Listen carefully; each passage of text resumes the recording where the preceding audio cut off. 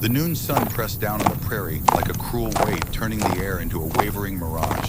Heat shimmered above the trail as Thomas rode slow, his hat pulled low against the glare. Each creak of his saddle echoed like memory in the silence, and the dust lifted in lazy spirals around the hooves of his horse. The land itself felt emptied of sound. No birds, no breeze, just the bitter tang of sage on his tongue, and the stretch of stillness that seemed too deep to trust. Ahead, the shape of a barn broke the horizon, or what was left of it. Fire had stripped away the roof, leaving ribs of black timber stabbing the sky. He reined in, studying the ruins. The yard carried its own story, a kettle overturned in the dirt feed, ash scattered like snow and half buried in the dust, a child's marble dulled but unbroken. It was a place abandoned by life, yet heavy with the trace of what once had been. And then he saw her. At first only a figure leaning against a charred post wrapped in white cloth turned gray with soot. Her wrists were bound rope biting into the skin until it was raw. Bare feet pressed into the scorched earth as if pleading for mercy. The veil quivered with each shallow breath, hiding what lay beneath, though the weight of suffering was clear in every line of her body. Thomas dismounted slowly, the silence so complete it felt like it might shatter at the smallest movement. The world around them held its breath. And in that suspended moment, he realized this was no ghost of the ruins, but a woman left behind, waiting, though perhaps not for rescue. The veil shifted as a dry, broken whisper rose from behind it. "Please, kill me fast before they come back." The words were ragged, brittle as bark in the heat, and they struck Thomas harder than any bullet. For a moment, he only stood still, the wind carrying her plea across the silent yard. "No," he said quietly, more to the earth itself than to her. "Your time's not finished." He drew his knife with steady hands, his eyes fixed on the horizon, even as the blade sawed through the rope. The fibers snapped one by one until they fell in stiff curls at her feet. She swayed, gripping the charred post for balance, the veil trembling with her breath. When she turned her hidden face toward him, it was with the flinch of someone who had long learned to expect a blow. Thomas reached, not with force, but with care, and lifted the cloth. Sunlight slid across her face, revealing what the soot had tried to erase. Bruises shadowed her cheekbones, a small scar traced silver near her ear. Yet beneath the damage was a shape he knew, the lift of her brow, the line of her mouth. His breath caught. Memory rose like wildfire, a summer by the creek, her laughter daring him to follow the years of searching that had bled into silence. Clara! The name staggered out of him before he could stop it. Her eyes met his, not the eyes of the girl he had once loved, but of a woman who had walked through doors without escape and folded her fears small enough to survive. In that moment, they were two ghosts meeting in daylight, each haunted by the years that had carved them into strangers. "You shouldn't be here," she whispered, disbelief breaking across her face. Someone had to be, Thomas answered, and the truth of it bound them tighter than any rope ever could. Clara tried to rise when the ropes fell away, but her strength abandoned her. The world tilted, her body pitching forward until Thomas caught her weight in arms, steady from years of hard labor. She felt as light as brittle wood, frightening in her fragility, her head resting against his shoulder for a single breath, before she tried to pull back, still mistrusting even safety. He gave her the space, but stayed close enough that she could not fall again. He pressed a battered canteen into her palms. Her fingers trembled around it, knuckles white, yet she managed a sip. Water carved a clean line down through the soot on her face, catching the sunlight in a streak of raw clarity.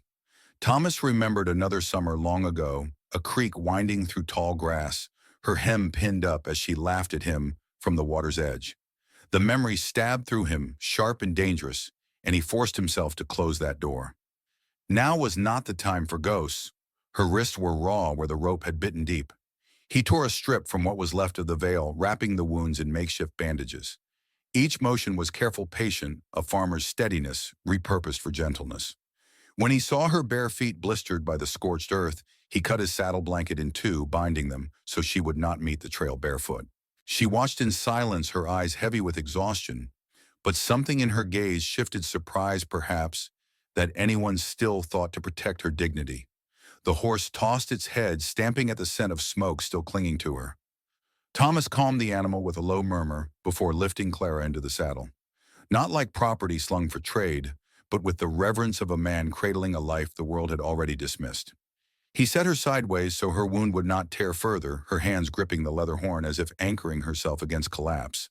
Then he swung up behind her, his chest a shield, his arms braced loose enough to leave her room to breathe. She stiffened at first, fear rippling through her frame, but he whispered steady words quiet as prayer. "You're safe now. I've got you." Her breath shuddered, each inhalation ragged with pain, but gradually her trembling eased. He felt it in the slow release of her shoulders against him, a surrender, not of spirit, but of exhaustion. For the first time since finding her, she let her weight lean into him. Around them, the prairie wind stirred. Dust swirled in restless spirals, carrying faint echoes of hoofbeats beyond the ridge. Thomas kept his gaze fixed forward, jaw tight. Whoever had left her bound to die would not find her waiting like discarded spoil. Not anymore. With the reins firm in his grip and Clara fragile but alive against him, he turned the horse toward the cut of the hills, carrying her away from Ash and into the uncertain promise of survival. The horse carried them into the narrowing wash where the land pinched itself into a throat of stone. The dry creek bed whispered of rains long gone, its sand soft beneath Thomas's boots as he slid down to lead the animal. Each step sank deep, crumbling into tiny avalanches that hissed in the silence.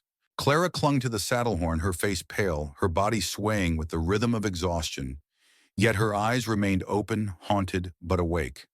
Around them the world seemed to hold its breath. Cottonwoods leaned over the gulch, their leaves clapping faintly like hands in muted prayer. A pair of boulders jutted from the earth, splitting the path into shadow and sun. Thomas guided her into the darker side, his hand brushing out their prints with a broken branch as they went, masking every trace for the riders who might follow. The air smelled of dust and stone, close and dry, but it carried the faintest tremor, hoofbeats distant yet steady, pressing closer. Clara touched the rock wall with fingers that trembled, but did not falter. Her voice was thin, scraped raw, but it carried truth. "I can bear what I must, until I reach a place where my name means something again." Thomas turned to her steady as the land itself, his hand resting briefly against her bound feet before letting go. His answer was simple, weighted with certainty. "Then we'll make that place. You won't have to walk into it alone." For a heartbeat she searched his face, and in her gaze he saw not just the ruin of what had been done to her, but the stubborn flame of someone not yet broken. Above the ridge, dust lifted a veil shaken by an unseen hand. The riders were still coming. Thomas set his jaw and pressed onward, leading her deeper into the stone shelter, each step a vow that she would not be claimed again. By late afternoon, the trail led them to a weather-beaten stage station crouched against the basin's edge, its porch sagging tin patches gleaming dully on the roof. Smoke drifted from a bent stovepipe, curling faint and steady into the gold light. The place smelled of old timber and earth, but also of something rarer on that harsh road, safety. Thomas swung down, lifting Clara with care. She leaned on him more than she wanted, to her feet raw beneath makeshift wrappings. In the doorway stood another Clara, the widow who had kept the station alive longer than most towns had stood. Broad-shouldered gray streaking her braid, her eyes took in the scene with practiced calm. She did not ask questions. She simply stepped aside, opening the door wider. Inside, the air shifted, cooler tinged with flour, kerosene, and the faint sweetness of stored apples. The walls were rough-hewn but solid, the floor swept clean. An old basin waited by the barrel. Without ceremony, the widow filled it, wrung a cloth, and pressed it gently into the young woman's hands. Elizabeth's fingers trembled as she dabbed her face, soot streaking into rivulets, before falling clear. Thomas leaned his rifle by the window, his gaze scanning the land, even as the hush of the room settled around him. At the table, thick bread was sliced set before them, with black coffee poured into tin cups. The boy Samuel, awkward, sunburned all elbows and earnestness, busied himself at the stove, stealing shy glances at the stranger, before pretending to study the fire. Elizabeth ate slowly, her shoulders tense, as if each bite might be taken back. Yet the bread stayed warm and real, grounding her body in ways words never could. She sipped coffee, the heat steadying her frame. Across the table, the widow Clara moved with the quiet grace of one who had seen many kinds of brokenness and learned where to place kindness without prying. No one spoke of where she had come from or what charred beams and torn veil might mean. That silence was its own mercy. Questions would have been sharper than wounds. Instead, the only sounds were the scrape of knives on bread, the clink of cups, the rustle of Samuel's movements. For the first time since Thomas had cut her free, Elizabeth sat without fear of immediate pursuit. The safety was fragile, no thicker than the station's thin walls, but it was enough for her breath to lengthen, for her shoulders to ease. And in that small pocket of peace, she tasted not just food, but the faint memory of belonging, something she had thought forever lost. Night fell over the stage station like a heavy quilt, stitched with the low hum of crickets and the occasional creak of timber settling in the cool air. Inside, the lamplight burned low, spilling golden circles across rough boards and leaving the corners thick with shadow. Safety was a fragile thing here, fragile but real enough for a weary traveler to cling to. Samuel, the widow's lanky son, took the first watch. The boy sat on the porch with his rifle awkward across his knees, boots dangling over the edge of the step. He tried to look older, his eyes scanning the dark as if every whisper of wind might carry danger. George, stretched out on a pallet near the wall, pretended to rest, but never drifted far from wakefulness. The sound of the boy shifting his weight, the faint scrape of rifle metal against wood. George noted each detail, mind trained by years of nights like this, when vigilance was the only shield a man had. Across the room, Elizabeth lay on a cot, her frame small, beneath a thin blanket. Her breathing was uneven, sometimes catching shallow as if her body still expected a blow, sometimes sinking deeper when exhaustion forced her into uneasy rest. The basin still sat on the floor beside her, water dark with soot she had washed away. The cloth she had used lay folded neatly, though the tremor of her hands had been visible in the act. Near midnight, Samuel tapped lightly on the doorframe, signaling the end of his watch. George rose without a word and moved past him, the rifle cradled naturally in his arms. He took the boy's place on the porch. Outside, the sky stretched vast and sharp stars, scattered like frost across a black field. The night air cooled his skin, carrying with it the faint murmur of the creek beyond the cottonwoods. Behind him, through the open doorway, he could hear Elizabeth stir. She had not been asleep long. He turned his head slightly and caught her gaze, silvered by starlight, filtering through the gap in the shutters. For a moment she held his eyes. No words crossed between them, but something passed all the same. Something more fragile than trust, yet stronger than silence. It was the look of a woman testing the ground beneath her, daring to believe it might hold. She lowered her gaze after a breath, her lashes shadowing her cheeks, but the moment remained. George shifted his stance, his boots planted firm, his body angled toward the dark horizon. He had no words to give her than only the quiet certainty of his presence. That he knew was sometimes more than a promise, it was proof. Inside, Elizabeth's eyes stayed open a while longer, following the rhythm of his silhouette in the doorway. The rise of his shoulders against the night, the stillness in his posture. She thought of all the nights before, rooms without windows, walls that listened too closely, doors that never opened except for cruelty.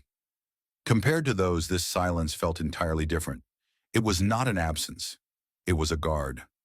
Gradually, her breaths steadied, no longer jagged, but carrying the faint pattern of rest. George remained on the porch, listening to the prairie. Each rustle in the grass, each sigh of the wind was measured, weighed. But nothing came. The riders who haunted her words were somewhere out there. Yes, but not here. Not tonight. When the first pale threads of dawn stitched themselves into the horizon, the station was still. Inside, Elizabeth stirred again, not with fear this time, but with the cautious relief of one who had survived the longest night.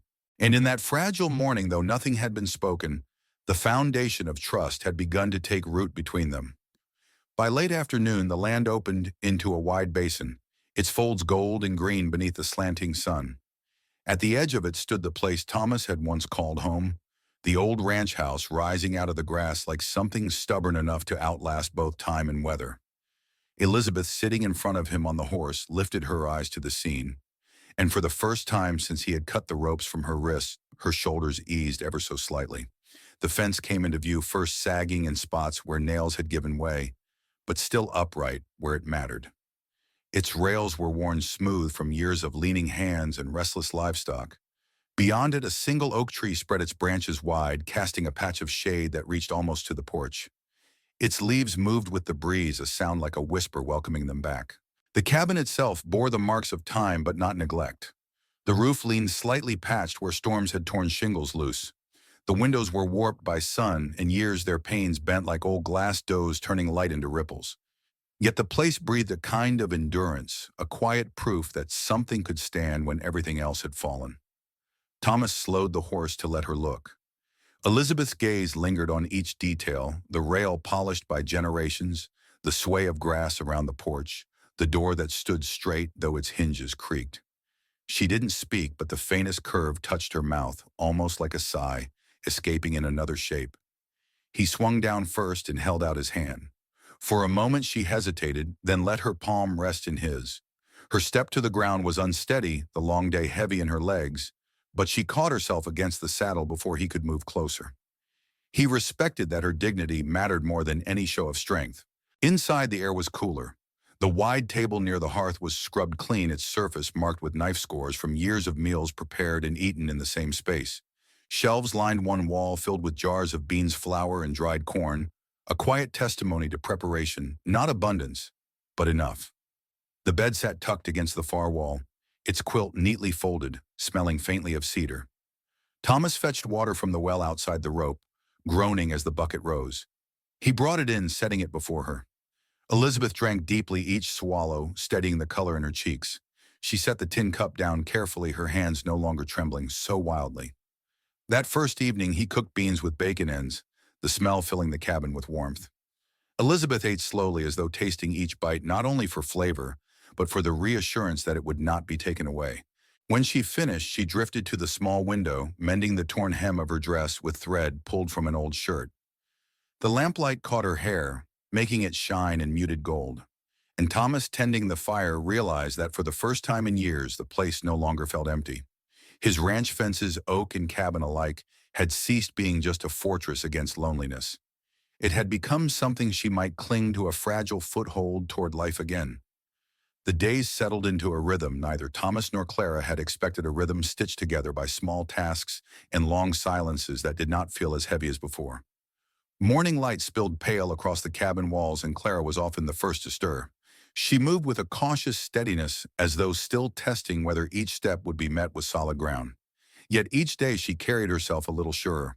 One morning Thomas returned from the corral to find her behind the house, kneeling in the dirt with a wooden bowl at her side. The earth was dry, reluctant to give, but Clara pressed seeds into it with care, her fingers slow and deliberate. Flowers, she said simply when she noticed his shadow fall across her. No grand explanation followed, just the word fragile and determined, as if planting them was less about beauty and more about proof. Proof that something new could take root even after fire and ashes. He didn't interrupt. He only fetched water, lowering a pail from the well, and brought it to her without ceremony. She accepted it with a nod, dampened the soil, and touched the shoots as though committing their survival to memory. Later, when she came inside, he saw the dirt still beneath her nails, and the faintest hint of color on her cheeks that had nothing to do with fever.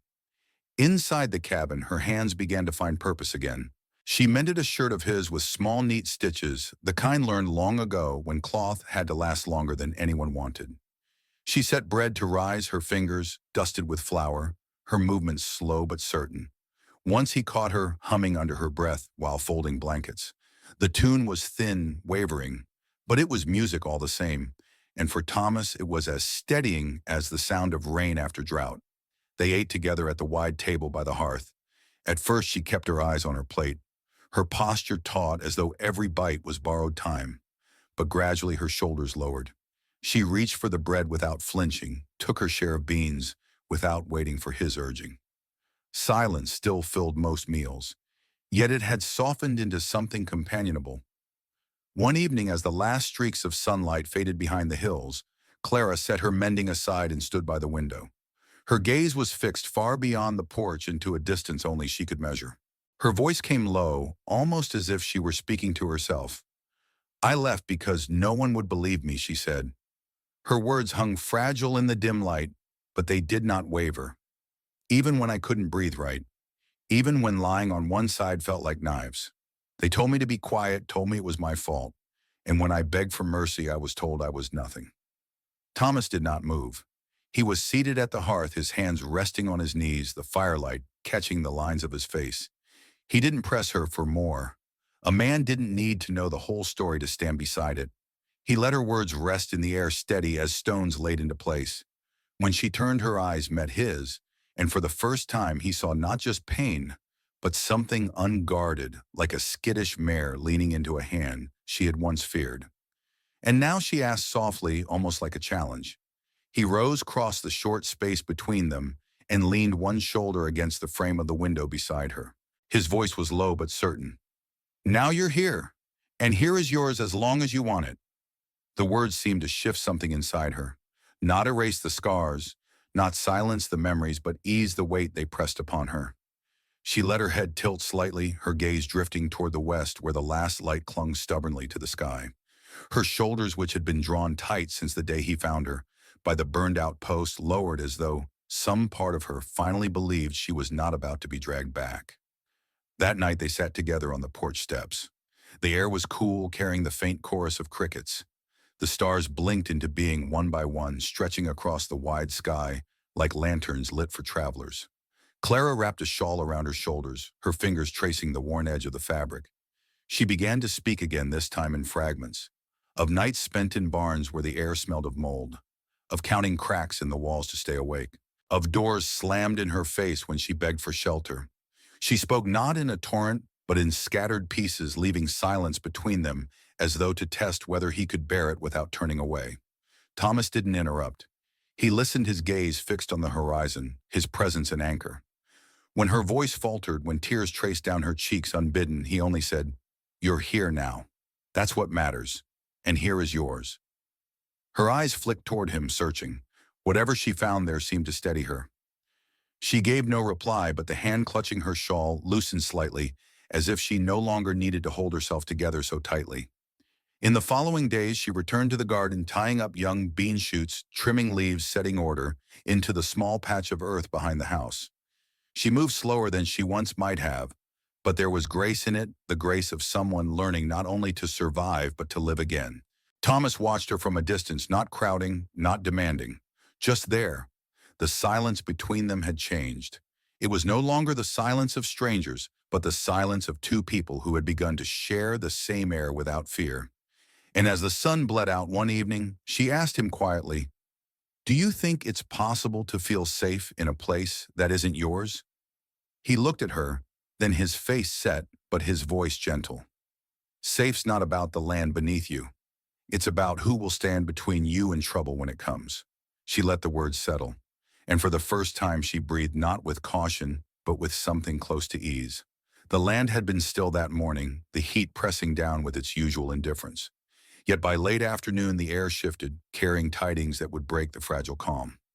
Samuel rode in first dust, rising behind his mare. His young shoulders looked heavier than his years, and when he dismounted, his eyes told the story before his lips did. "Men in town," he said, voice tight, "asking about a woman, the way they described her, it was near enough to scrape skin." Silence folded over the room like a weight. Elizabeth's hands, which had been steady mending a hem, tightened until her knuckles blanched. She did not speak, but her breath shortened, chest rising unevenly. Thomas laid a hand on Samuel's shoulder, the firm squeeze enough to steady the boy without words. Not long after Clara, the station widow, arrived with her basket. The smell of warm bread and pickled beans softened her entrance, but her eyes betrayed no softness. They scanned every shadow in the room before she even set the basket down. "The trails west are busy with the wrong kind of men," she said plainly. "You'll want to be ready." Elizabeth lowered her gaze, but her lips pressed tight in determination, rather than fear. She had heard warnings before. This time, she was not running this time. She was standing in a house that would not abandon her. The preparations began without discussion. Thomas oiled his rifle, the steady rhythm of cloth on steel echoing like a promise. He checked each cartridge twice, laying them out in careful rows upon the table. Samuel stacked wood near the porch, each thud dull against the parched earth, the boy's whistle absent, now replaced by a grim focus. Clara filled a kettle, setting it over the fire until steam curled into the rafters, her hands practiced, deliberate, as if she had done this kind of waiting before. Elizabeth surprised them all. She reached for the box of shells from the shelf, carried it to the table, and began checking each one. Her fingers were nimble, her movements calm. The sight of her no longer trembling, but purposeful, tightened something in Thomas's chest. This was not the girl he had found bound to a scorched post. This was a woman claiming her place at the table, even with danger pressing in. As the sun bled low behind the ridge, the land grew hushed. The stillness was the kind that pressed close, the kind that made every creak of timber sound louder than it should. They shared a meal that night, more ritual than appetite. Bread torn in silence, coffee swallowed like medicine, each sip grounding them in the ordinary before the storm. Outside, the sky deepened into indigo. Samuel sat on the porch steps, rifle propped between his knees, his gaze never straying far from the horizon. Inside, Clara moved quietly, her presence steady as stone. Elizabeth sat at the table, shawl pulled around her shoulders, her eyes tracing the window's edge as though measuring the space between safety and threat. Thomas stood at the door, rifle across his arm, watching the line of land where dusk had pooled into darkness. In that stillness, they were not merely individuals bracing against fear. They were a circle, each role chosen, each heart set. The cabin was no fortress, but within its walls they had forged something worth defending. And as the wind shifted, carrying with it the faint scent of leather and dust, Thomas's jaw hardened. Trouble was riding their way, but this time Clara would not face it alone. The night was heavy, the kind that made even the crickets hold their song. Inside the cabin, the fire burned low, its glow stretching thin across the wooden floor. Elizabeth sat with her shawl pulled close, her fingers knotted tight in her lap. Samuel dozed near the hearth, though his rifle rested within arm's reach. Clara moved quietly, pouring water into a pot, her face calm but her eyes sharp. Then it came, the sound they had all been bracing for. Hooves slow and certain, pressing closer from the west. Thomas rose from his chair, rifle already in his hands. He stepped onto the porch, the boards groaning under his boots. Beyond the fence line, dust moved in a thin veil. 4 riders emerged from the dark, their shadows cut sharp against the starlit field. One of them called out, his voice soaked in arrogance, the kind bred from cruelty long practiced. "We've got business. The woman inside, she belongs to us." The words hit Elizabeth like stones. She flinched, but Clara's hand found her arm, steadying her. Thomas didn't turn back. His voice carried across the yard, calm and even louder for its quietness. "No one here belongs to anyone." Laughter followed, low and mocking. The leader swung down from his horse boots, crunching in the grass. His eyes glittered mean under the brim of his hat. "You think she's worth more than the coin we were promised? She's nothing. Always was. The town saw it. We just did what needed doing." Thomas took 3 deliberate steps forward, closing the space between porch and fence. He leveled the rifle in one steady motion. The barrel was a clean line, unshaken. "Value isn't yours to measure. Not hers. Not anyone's." Behind him, Samuel had slipped into the shadows, his own rifle raised. Clara stayed at the doorway, silent and steady.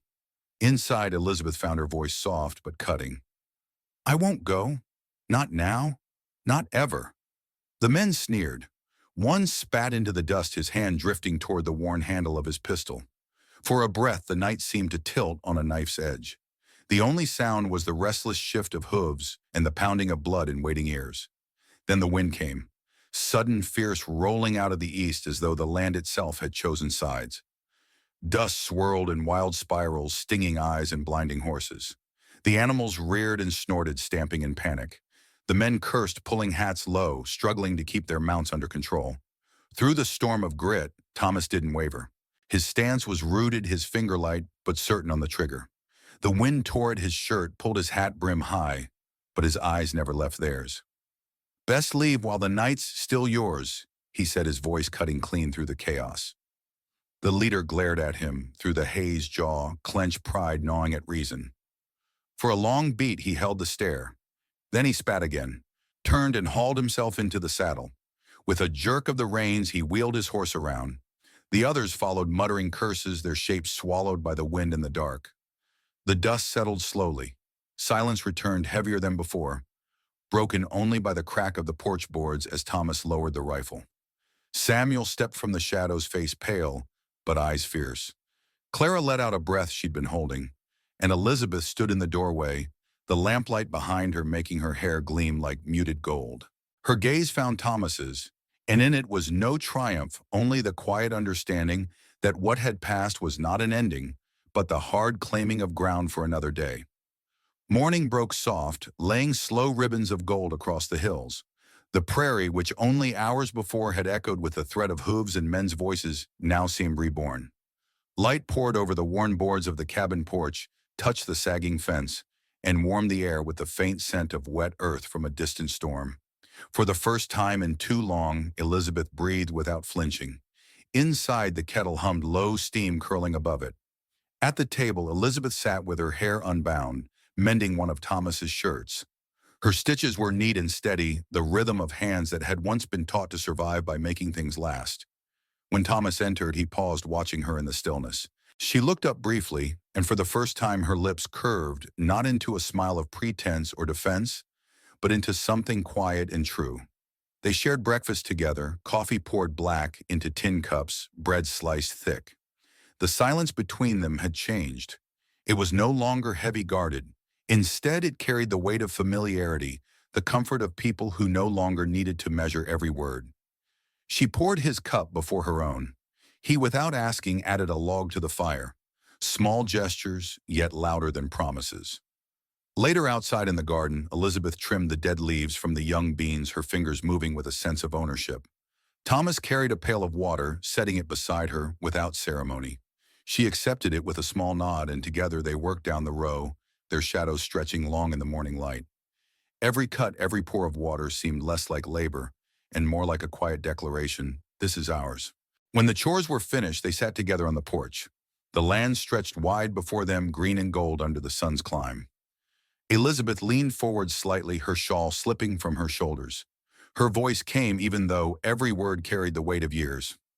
"I cannot live waiting for hoofbeats," she said. Her eyes stayed fixed on the horizon, as if the land itself was listening. "I want to lay down the life that was forced on me. I want to take up the one I choose." Thomas listened, his hands resting loosely on his knees, his gaze steady. He had never been a man for long speeches. Words to him were like nails, only useful when driven true.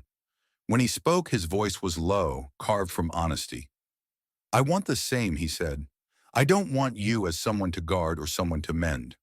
I want you as the other half of the work and the days." Elizabeth turned her head, then her eyes searching his face. In them was disbelief at first, as though she feared this was another dream she would wake from. Then her hand moved light, at first resting atop his. The wind stirred the grass, carrying the faint sound of Samuel's hammer from the fence line. She didn't answer immediately. Instead, she let the silence stretch, testing whether it could bear the weight of what she longed to say. Finally, her fingers tightened over his. Her voice, soft yet steady, broke the stillness. "I will stay, if you will have me as I am, scarred, changed, but unbroken." Thomas turned, his hand clasping hers fully, the gesture sealing what words could not. His eyes softened, though his jaw remained firm. A rare, almost shy smile tugged at the corner of his mouth. "Then we should make it known proper," he said. Her brow lifted faintly, and he explained. "There's a church on the hill. Small, plain, but its bell still rings true enough for a promise." Elizabeth's lips parted, a breath trembling between disbelief and hope. She nodded once, slow but certain. The decision was not born of desperation, but of choice, the very thing she had thought forever, stolen from her. The sun climbed higher, spilling its light over them, and in that quiet morning, the course of both their lives shifted. Not by grand vows, not by thunder or fire, but by the simple truth of two souls who had survived much and still chose each other. The sky above was brushed with pale clouds the morning they rode to the little church on the hill. Its clapboard walls leaned slightly with age, its bell weathered, but still sound enough to mark a promise. There were no carriages waiting, no rows of townsfolk, only the quiet stillness of land and sky bearing witness. Inside, the air smelled of pine and candle wax. Clara, the station keeper, stood near the front pew, her hands folded with steady calm. Beside her was Samuel, awkward in his best shirt hair, combed flat for the occasion. They were not kin, but in that moment, they were family enough. Elizabeth wore a dress Clara had helped alter from cream cotton, plain yet soft, the hem falling neatly to her boots. There was no veil. She had no need to hide her face again. Her scars, faint but enduring, were not marks of shame, but proof of survival. She stood tall, shoulders square, her chin lifted not in pride but in quiet reclamation of her life. Thomas faced her in his best shirt, its sleeves stiff from careful ironing. His broad hands shook only once, then steadied as he reached for hers. The preacher, a thin man with a voice like worn velvet, opened his Bible. He spoke not with flourish, but with the gravity of words that had carried countless souls through their vows before. The promises were plain: to walk beside, to share work and burden, to choose each other without fear. When Thomas said, "I will," his voice rang with the weight of stone laid for a foundation. When Elizabeth answered the same, hers carried the light of a flame that had refused to die. When they stepped back into the sunlight, Clara and Samuel followed close behind, their faces marked with the kind of smiles born from endurance rather than ease. The air around them was still, but it felt like a beginning. Later, back at the ranch, Elizabeth set her shawl on the chair with the ease of someone who no longer measured each step for escape. She took Thomas's hand as they watched the sun stretch its last gold across the fields. No veil, no fear, only the quiet certainty that what they had chosen would hold. The sun bled into dusk, laying its last fire across the fields until the land itself seemed to glow. On the porch, Thomas and Elizabeth sat shoulder to shoulder. Their hands clasped, the silence between them, no longer heavy but whole. The cabin behind them, once a shelter against storms, now felt like a home, its walls holding more than survival. It held choice trust and the fragile strength of two people who had decided to stay. Above, the first stars opened like lanterns across the velvet sky.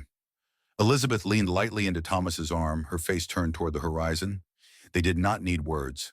The truth was already written in the way their fingers intertwined, in the quiet breath of relief that came when one knew they were no longer alone. Sometimes salvation isn't the dramatic escape, but the simple act of choosing to remain after the storm has passed. And dear friends, before you ride on, tell me, where in this wide world are you listening from? Share it, let it carry, and remember, love is most powerful when it stays.